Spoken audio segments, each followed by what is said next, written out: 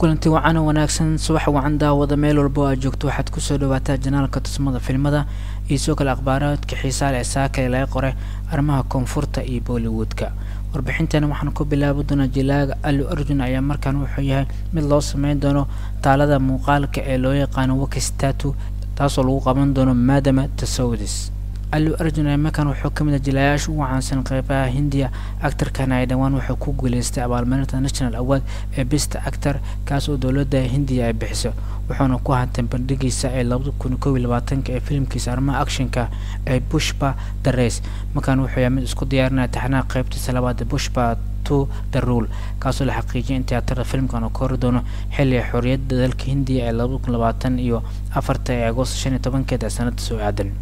waxaana abdad ugu dambeeyay in jilaa ka soo muuqda Pushpa oo yahay mid markaan heli doona Wakis Tattoo kaas oo caan ka ah madama toosanaysa ee qaybta London sida ay qorayso golte.com. waxaana la sheegay in tani noqon doonto ama ka dhigi doonto jilaaga saddexaad ee koonfurta Hindiya kadib Barbas, Bahubali iyo soo kale Mahesh Babu filimkiisa Spider kaas oo halkaas la dhigay. madama Tasawudis Wakis Museum ayaa kala hore waxa ay u dhigtay abaalmarintan jalaalo badan oo qaybta Hindiya sida Amitabh Bachchan, Aishwarya Rai, Shah Rukh Khan, Hrithik Roshan, Priyanka Chopra, Deepika Padukone, Salman Khan, Kareena Kapoor iyo jalayaal kale. markaan waa markii Allu Arjun kaas oo jilaaga saddexaad ee qaybta koonfurta ka dhigi doono idoo sidoo kale noqon doonto talaabo kale oo caalami ah oo uu qaaday kaas oo magaciisa samcadiisa ay noqon doonto mid sare u kacda haddii arrintan ay noqoto mid run ku soo baxdo.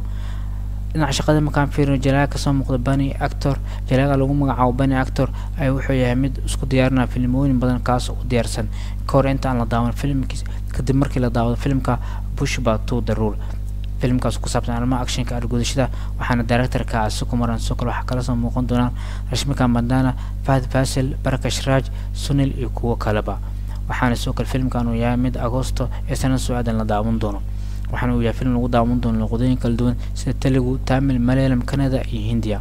waana filim baan Hindiya. soo kale waxa uu diyaarsan Allu Arjun oo la shaqeyn doono Trivikram Srinivas kaas oo filimka wada shaqeyn doona kadib markii uu soo gabagabeeyo filimkiisa Pushpa taasoo ka dhigaysa markoodii afraad ay wada shaqeeyaan kadib filimada July, S.O. Satyamurthy iyo soo kale Alla Vaikum Thrumalu.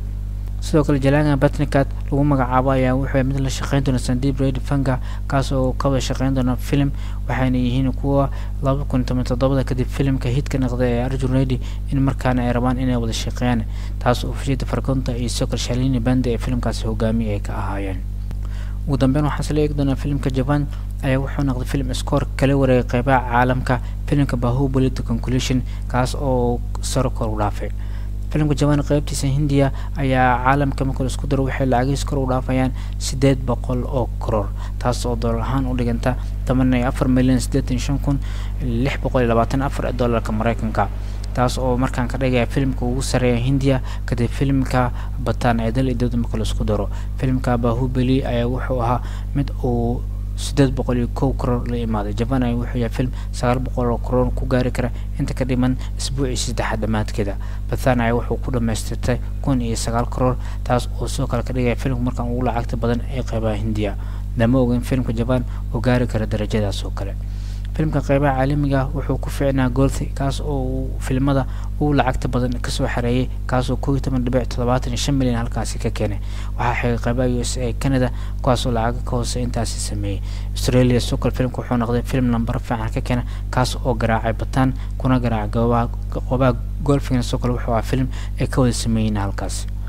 filimkan ayaa wuxuu yahay dhamaan marka isku daro qaybo all formatska ama luqadooyin kala duwan lagu daawado filimka waxay mid lacagiis guud ee dibadda marayaan 869,000 taas oo 869 crore taas oo soo kale 1 crore uu ku gaari karo qaybaha koonfurta lacagooda kulli marka la soo raaciyo.